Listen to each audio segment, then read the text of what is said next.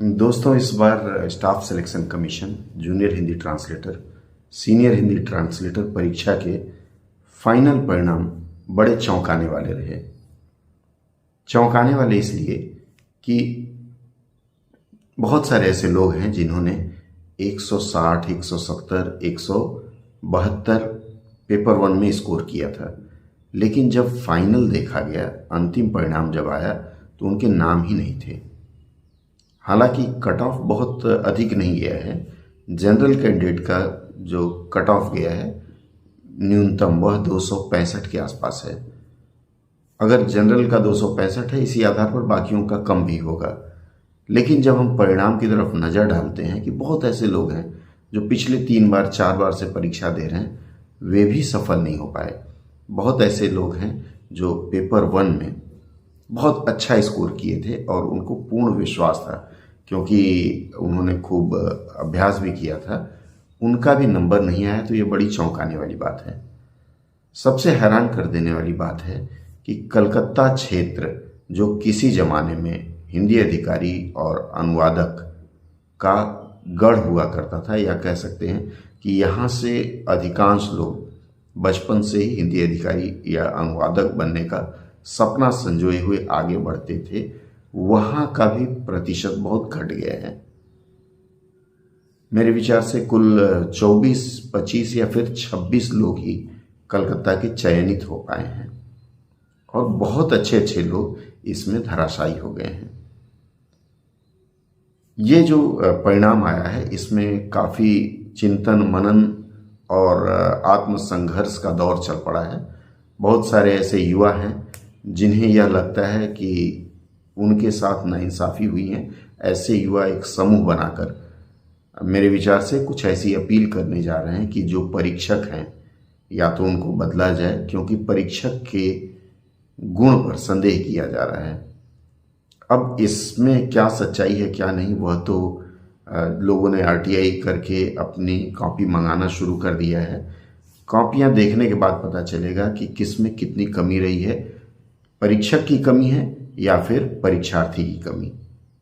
जो भी हो, यह जो आंकड़े हैं, यह आंकड़े यह बता रहे हैं कि आने वाला समय काफ़ी संघर्ष में रहने वाला है यदि आप हिंदी अधिकारी या फिर अनुवाद अधिकारी की परीक्षा की तैयारियां कर रहे हैं। क्योंकि 2023 में जो परीक्षा हुई थी, परीक्षा का पैटर्न स्टाफ सिलेक्शन कमीशन ने पूर्णतः बदल दिया। अधिकांश प्रश्न ऐसे थे जो व्याकरण पर आधारित थे, और वह भी व्याकरण मतलब आपको मौका दिया जाता था कि आप पूरे वाक्य में से लंबे लंबे वाक्य दिए गए थे, 1.5 पंक्तियों की या 2 पंक्तियों की, और उसमें से व्याकरणिक दोष या फिर व्याकरण के अंश छांटने के लिए आपको कहा गया था। जैसे किसी वाक्य में कह दिया गया इसमें कारक संबंधी दोष क्या है, इसमें वचन संबंधी दोष क्या है, इसमें लिंग संबंधी दोष क्या है, और पूरे वाक्य में दे दिया गया। आपको ढूंढने के लिए पहले ऑप्शन आता था, एक छोटी सी पंक्ति 4-5 शब्दों की, और उसमें से आपको विकल्प पूछा जाता था। अब यह जो हंगामा हुआ है, हंगामा अर्थात यह जो कमी हुई है, जिसके कारण अधिकांश मेधावी छात्र रह गए हैं, इसके ऊपर क्या आप में से, हम में से किसी ने मंथन किया कि हमारी कमियां कहाँ रह गई हैं? एक पक्ष तो मैं मान लेता हूं, क्योंकि यह ट्रेंड रहा है किसी जमाने में कि कुछ विश्वविद्यालय हैं जो एडवांस में बोल देते थे कि इस साल ग्रेजुएशन का परिणाम हमारे यहाँ सिर्फ 10% ही आएगा या सिर्फ 20% आएगा। मैं भी उन दिनों छोटा बालक था, मैं अपने अग्रजों से सुना करता था कि इस विश्वविद्यालय में इस तरह के कड़े नियम हैं। एक थोड़ी सी बात आती है कि जिस विश्वविद्यालय में पहले के प्रोफेसर्स की ऐसी मानसिकता रही हो कि कम से कम लोगों को पास करना है, ऐसे विश्वविद्यालयों में आप आशा कर सकते हैं कि यहाँ से पढ़ लिख कर निकले हुए जो छात्र होंगे और जो पुनः शिक्षण के क्षेत्र में आए होंगे, चूंकि उनके लिए तो यह लक्ष्य ही जो उनके अग्रजों ने निर्धारित किया, वही लक्ष्य उनके लिए भी रहता होगा, और इसी तरह से अपने अग्रजों की परिपाटी पर चलकर वे भी कम से कम नंबर देने के अभ्यस्त हो गए होंगे। चूंकि निबंध एक ऐसा विषय है जिसमें जांच करने वाले के मनोवृत्ति पर या मनोदशा पर यह निर्भर करता है कि वह कितना अंक दे। हो सकता है आपने अपनी ओर से बहुत अच्छा लिखा हो, लेकिन जांचकर्ता फ्लैट दे दे आपको पूरा पढ़ने के बाद, क्योंकि उसमें कुछ भी आंकड़े नहीं रहते कि हाँ इस आधार पर, कोई आधार नहीं होता। 50 नंबर का हो सकता है उसने आपको 12 या 14 दे दिया हो। फिर एक पैटर्न ये भी चलता है कि 92, 92, 92, 92, मतलब सम और विषम अंकों में। ऐसा आप नहीं देखेंगे एक ही तरह का निबंध दो बच्चों ने लिखा तो दोनों के नंबर में विशेष अंतर हो। तो ऐसी मानसिकता वाले अगर परीक्षक हैं, मैं जरूरी नहीं कि शिक्षण क्षेत्र में भी हो, अगर ऐसी मानसिकता वाले परीक्षक सरकारी क्षेत्र में भी होंगे तो उनकी मानसिकता वही रहेगी कि हमारे प्रोफेसरों ने हमें सिखाया है कम से कम नंबर दे करके, और ऐसी परिस्थिति में मैं लड़कर आया हूं, तो मैं फिर अपने जो भी जिनकी परीक्षा की जांच कर रहा हूं उनको मैं क्यों अधिक नंबर दूं। हालांकि विषय है, यह सोचनीय विषय है कि इस तरह की अगर मानसिकता होगी तो ऐसी मानसिकता में लोग प्रतिभा को कुचलेंगे ही, आगे नहीं आने देंगे।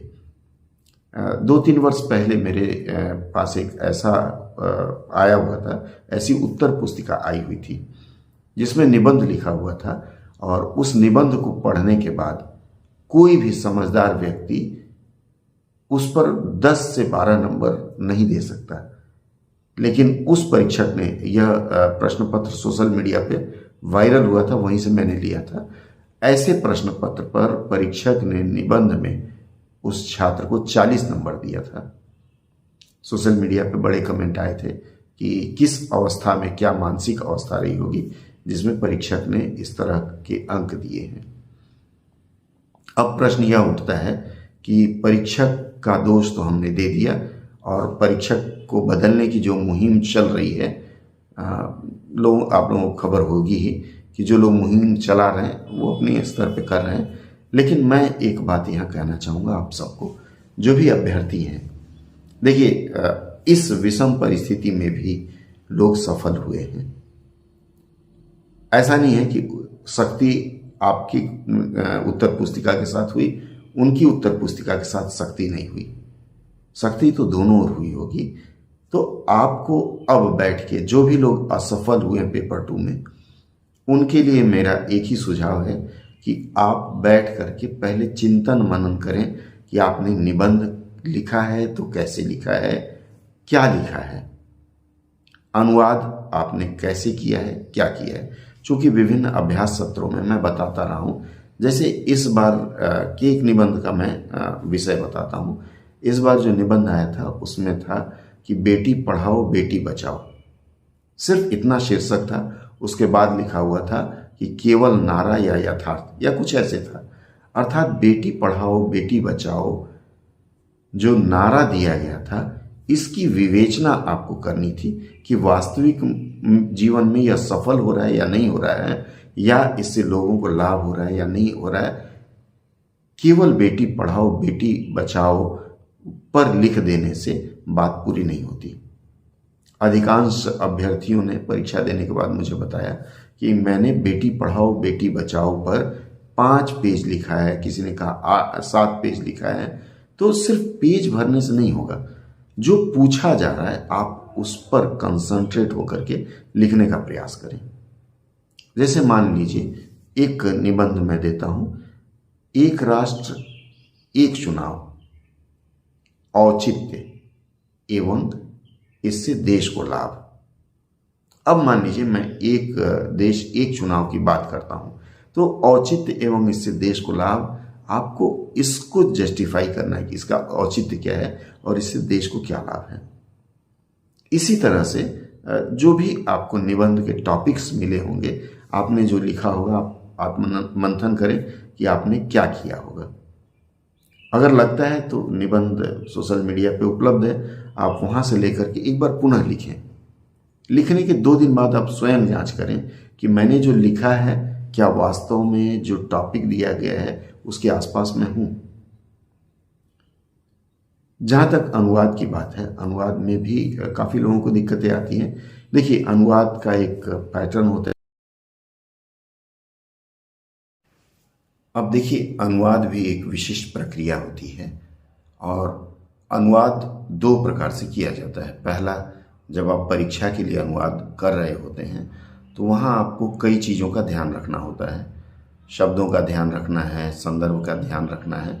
यह सब पूर्ण प्रक्रिया में अनुवाद के विषय पे मेरे जितने वीडियो हैं उसमें हर बार मैं बताता हूँ। अब ध्यान देने वाली बात यह है कि जब आप परीक्षा के लिए अनुवाद करते हैं तो वहाँ परीक्षक आपसे जो अपेक्षा रहता है उसके अनुकूल करना होगा। परीक्षा में अनुवाद का मतलब है कि अनुवाद की जो विधि है, जो प्रणाली है या जो अनुमोदित प्रक्रिया है उसी का अनुपालन करना है। ज़्यादातर लोग शब्द के अभाव में या सामग्री के अभाव में या फिर चिंतन के अभाव में अनुवाद भी गलत करके आ जाते हैं। मैं ये नहीं कहता सबने गलत किया होगा, क्योंकि मैं ऐसे लोगों को भी जानता हूँ जो पिछले 6-7 वर्षों से अनुवादक के पद पर ही हैं। ऐसे लोगों से यह आशा नहीं की जा सकती कि ऐसे लोगों ने अनुवाद गलत किया होगा। वहाँ परीक्षक को आप दोष दे सकते हैं। फिर भी आप लोग अपनी कॉपियाँ मंगाएं, आरटीआई करें। आरटीआई लगाए जब तो साथ में अपना एडमिट कार्ड भी अपलोड कर दें, ताकि प्रमाण स्वरूप उन्हें पता चले कि हाँ, ये सही व्यक्ति मांग रहा है। संभवतया अगर आप किसी दूसरे का मांगेंगे या अपना एडमिट कार्ड अपलोड नहीं करेंगे तो आपको आपकी उत्तर पुस्तिका नहीं मिलती है। तो संदेह की स्थिति में आप लोग अपनी उत्तर पुस्तिका मंगा लें। उत्तर पुस्तिका की जांच करें। आपको संदेह है तो आप अपने किसी मित्र से जांच करवा लें आपस में, या जिससे पर आपको विश्वास है उनसे अपनी पत्रिका की जांच करवा करके देखें कि आपने जो किया है सही किया है या गलत किया है, और जो आपको अंक मिले हैं वह सही में वाजिब है कि नहीं है।